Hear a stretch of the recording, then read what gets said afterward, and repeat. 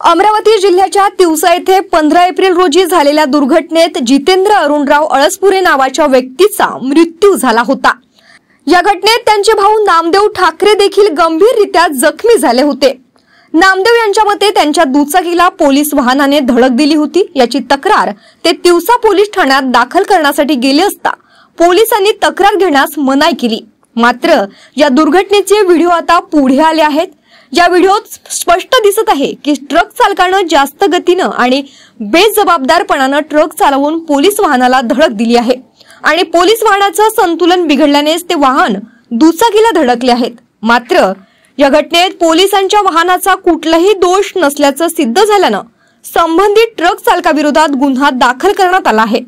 या घटनेत रस्ता निर्माण कार्य सुरू असताना कुठल्याही नियमांचे पालन न केल्यामुळे राष्ट्रीय महामार्ग प्राधिकरण, भारत सरकार आणि deputy structural engineering private limited देखील जबाबदार असल्याचे मृतकाच्या नातेवाईकांनी पोलीस ठाण्यात दाखल केलेल्या अर्जात नमूद केले आहे।